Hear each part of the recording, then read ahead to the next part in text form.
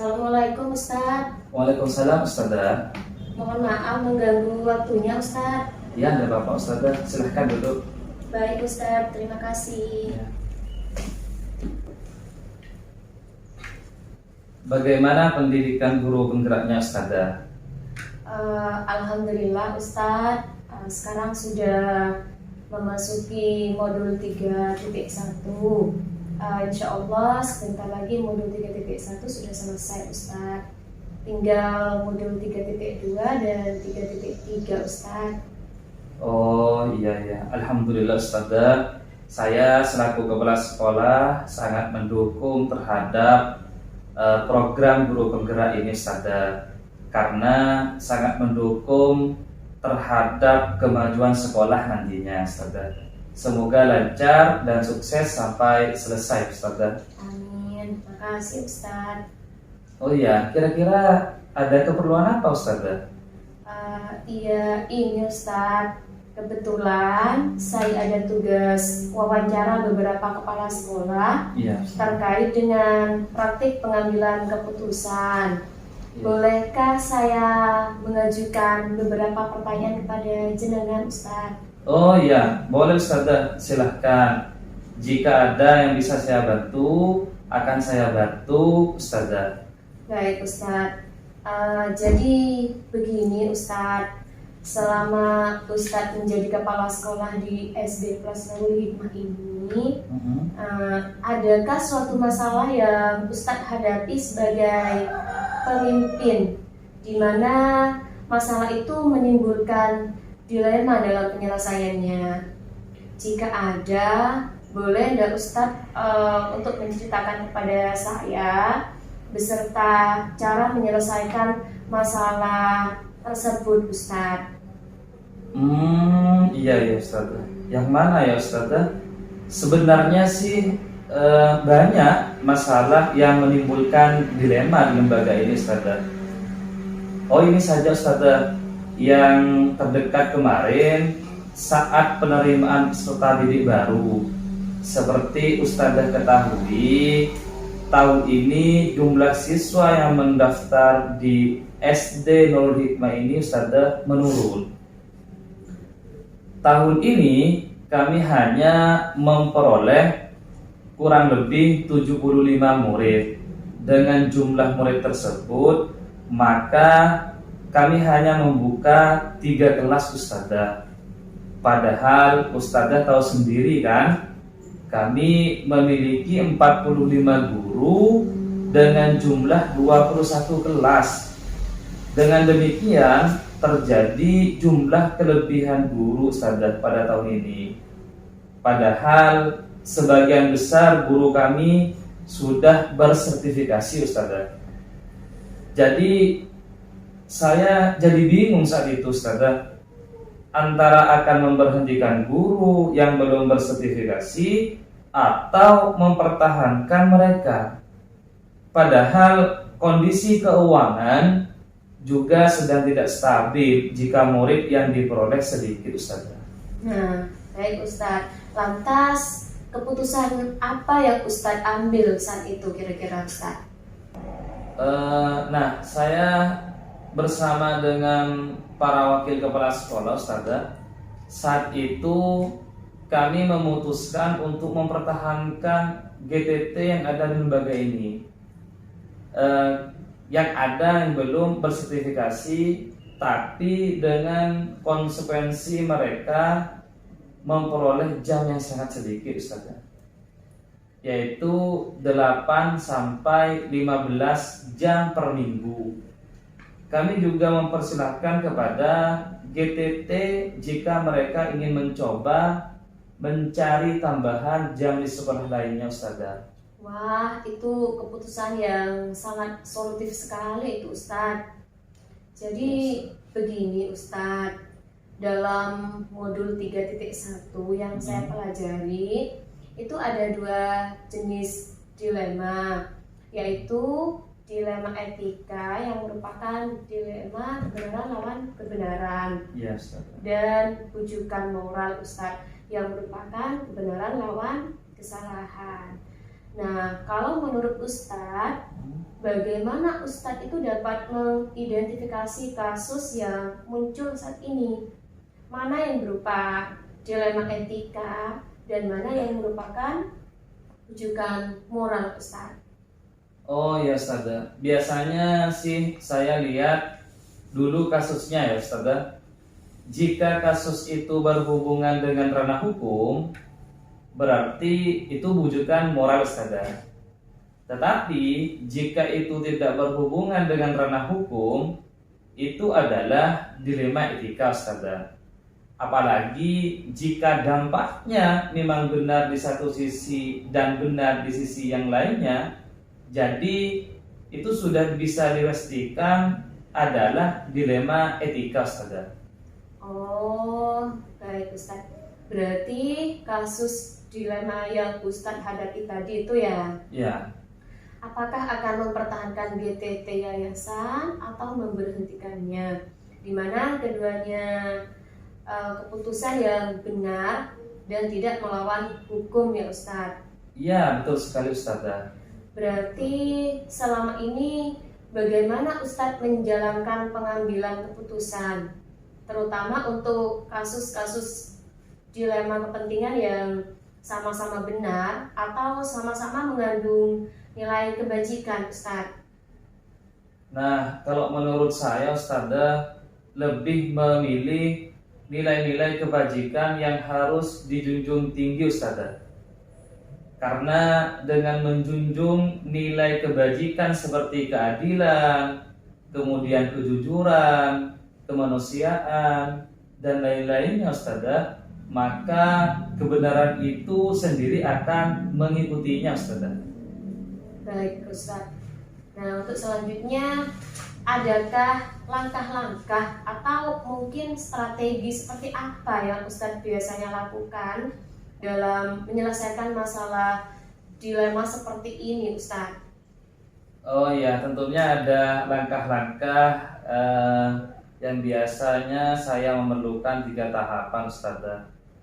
Yang pertama, saya mengkonfirmasi masalah kepada yang berkepentingan. Yang kedua, berdiskusi dengan para wakil kepala sekolah, KAUR, dewan guru, dan ketua yayasan.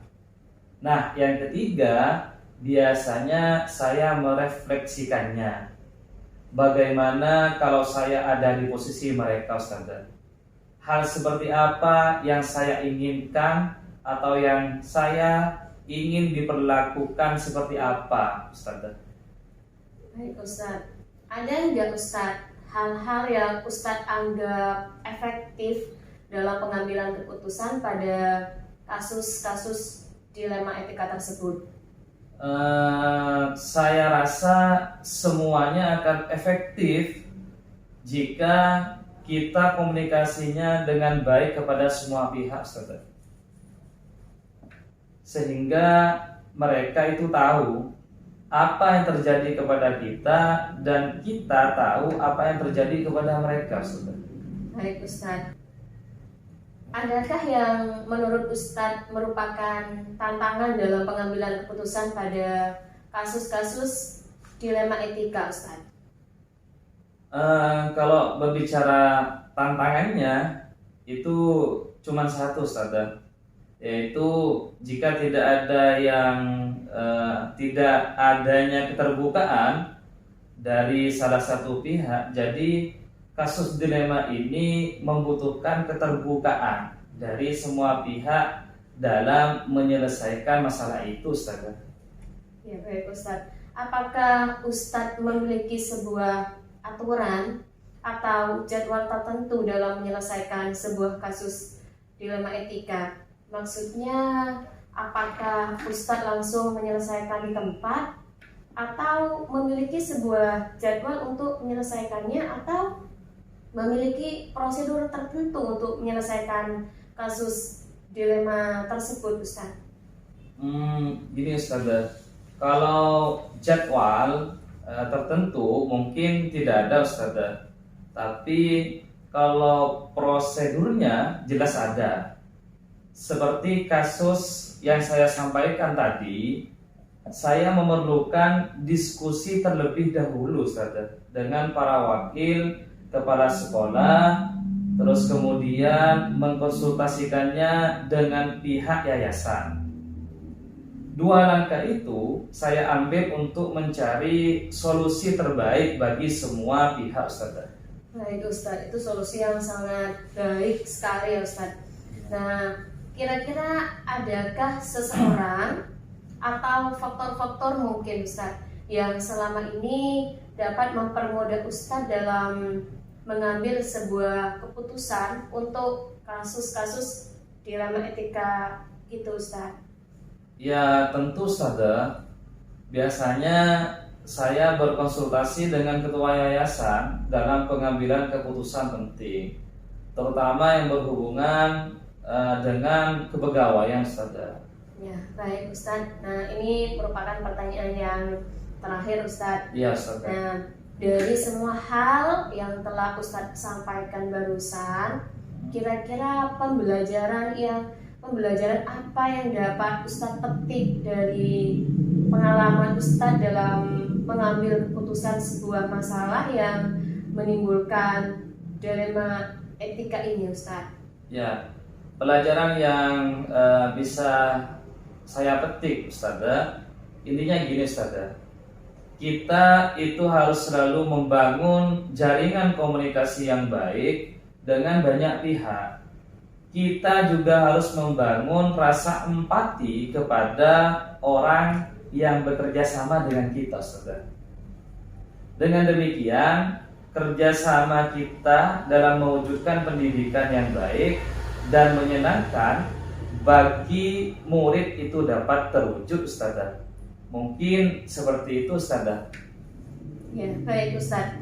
Jadi kalau saya simpulkan, pembelajaran yang dapat dipetik dari Ustaz pada dalam mengambil keputusan sebuah masalah itu, kita harus selalu membangun jaringan komunikasi yang baik dengan banyak pihak ya Ustaz. Terus harus memberikan rasa empati kepada orang yang bekerja sama dengan kita. Sehingga dengan demikian kerjasama yang baik akan mewujudkan pendidikan yang baik dan menyenangkan bagi murid. Mungkin seperti itu ya Ustadz. Betul, Ustazah. Ya, terima kasih saya ucapkan. Terima kasih juga sudah meluangkan waktunya Ustadz. Ya. Dan saya mohon izin Ustadz, sekali lagi saya ucapkan terima kasih banyak. Ya, sama-sama sudah Ustazah. membantu saya dalam menyelesaikan tugas pendidikan di Guru Penggerak ini Ustadz. Ya. Saya mohon izin ya Ustadz. Assalamualaikum. Waalaikumsalam warahmatullahi wabarakatuh.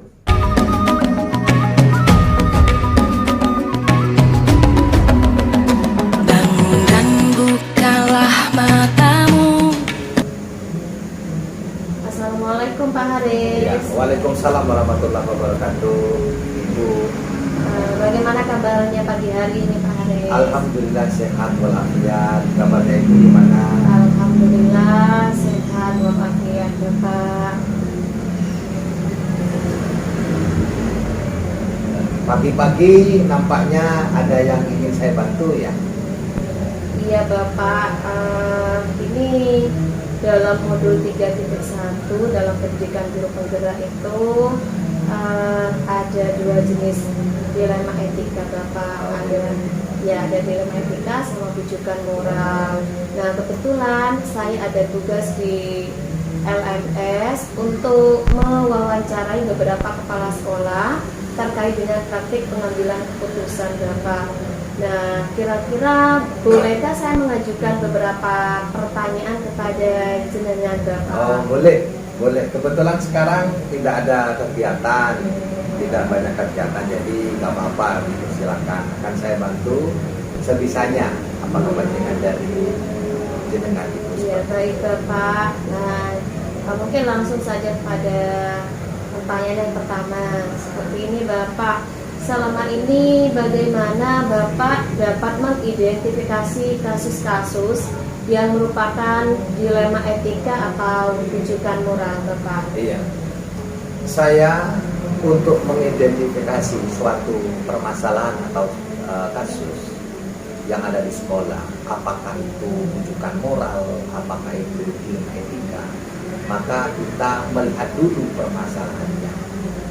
Permasalahan apa yang akan sedang terjadi, dan saya akan menguji benar atau salah, dan bagaimana hal-hal seperti itu, kasus-kasus tersebut menyangkut hal apa, sehingga kita mampu bisa untuk mengidentifikasi suatu masalah. Iya, baik Bapak.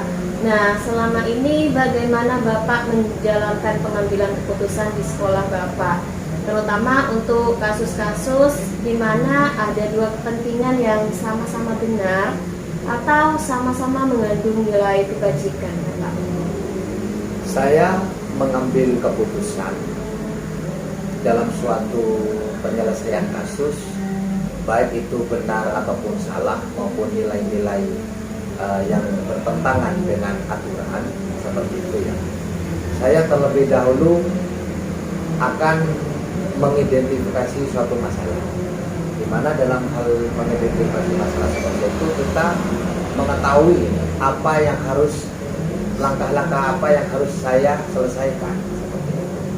Memang suatu masalah atau kasus tidak menutup kemungkinan ada nilai-nilai yang sama-sama bagus, yang sama-sama baik, dan hal seperti itu kita pertimbangkan lagi apakah menyangkut masalah orang banyak ataupun menyangkut orang yang lebih sedikit seperti itu.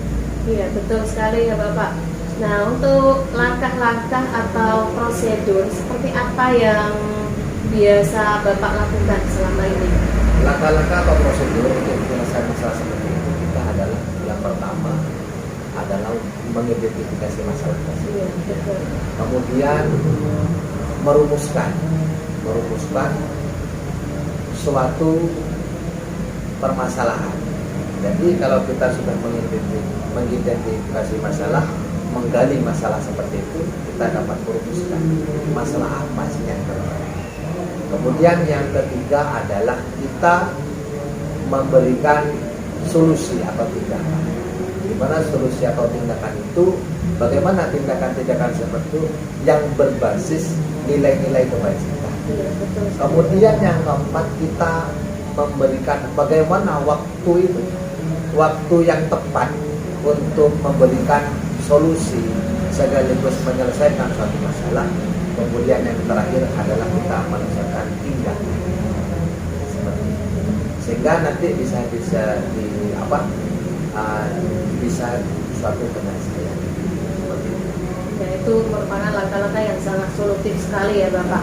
Nah, untuk selanjutnya, hal-hal apa saja yang selama ini Bapak anggap efektif dalam pengambilan keputusan pada kasus-kasus dilema etika?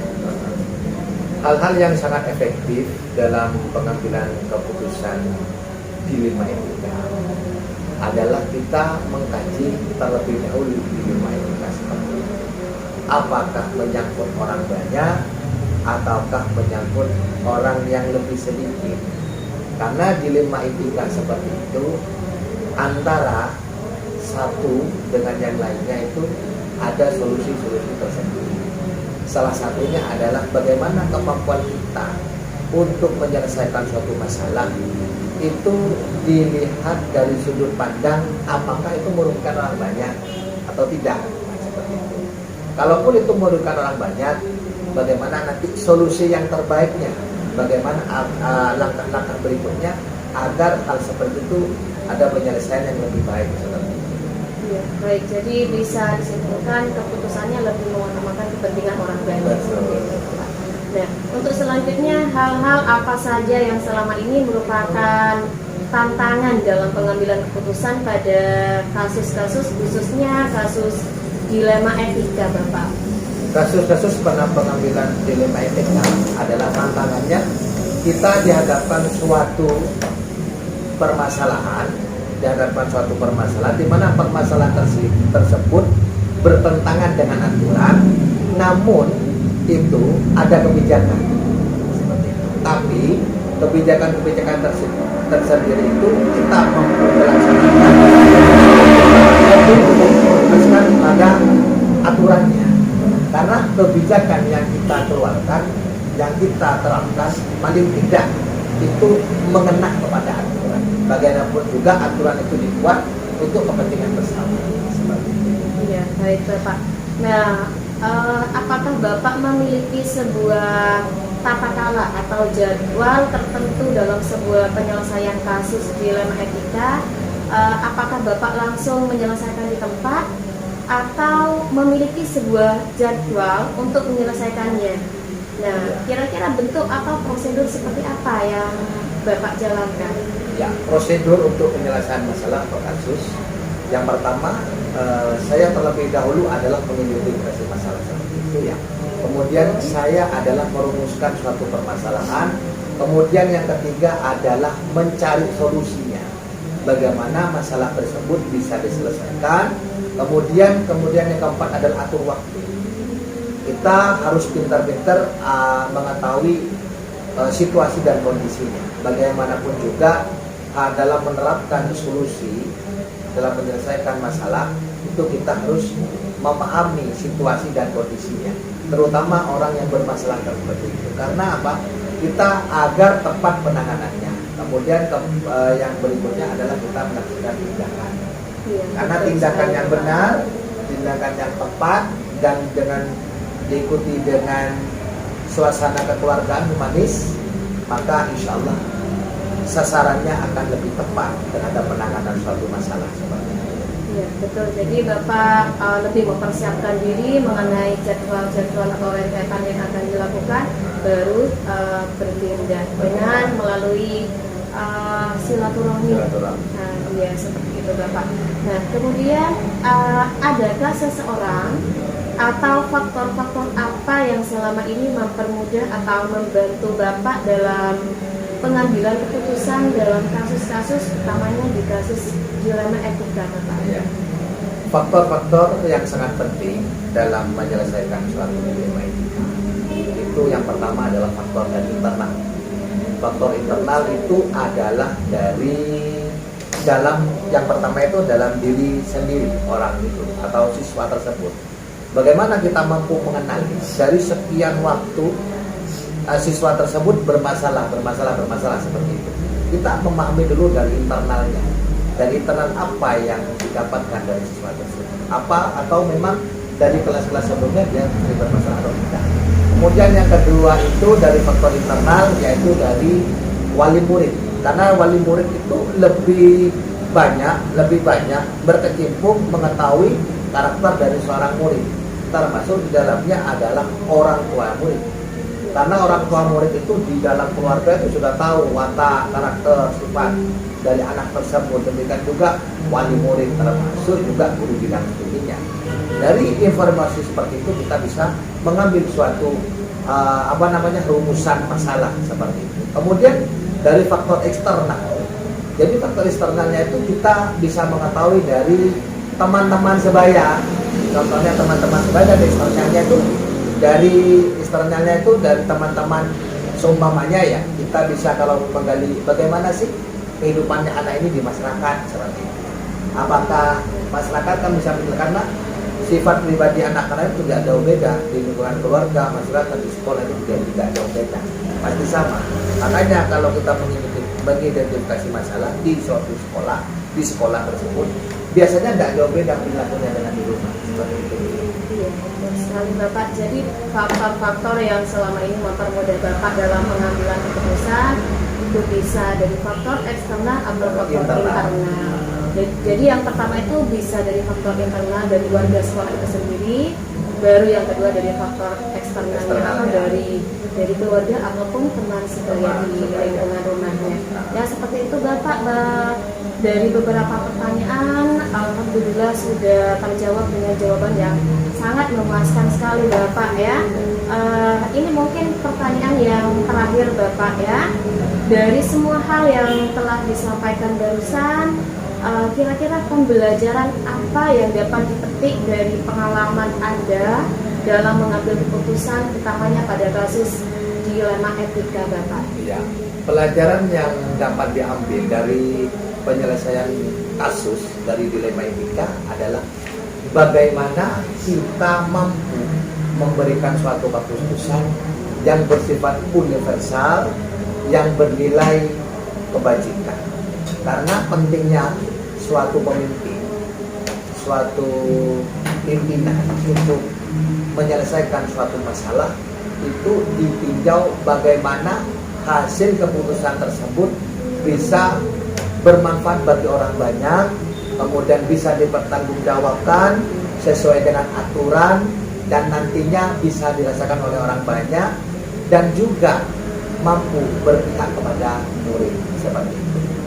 Iya, baik Bapak. Jadi kalau boleh saya simpulkan pembelajaran yang dapat Bapak petik dari beberapa kasus ini, bahwasanya dalam pengambilan keputusan itu harus memiliki nilai-nilai kebajikan, dapat dipertanggungjawabkan dan juga berpihak kepada murid. Seperti itu ya Bapak.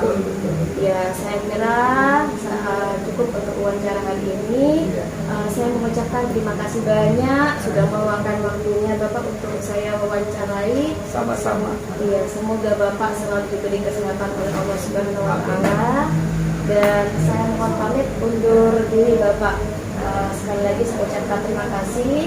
Assalamualaikum warahmatullahi wabarakatuh. Sama-sama Ibu. Waalaikumsalam warahmatullahi wabarakatuh.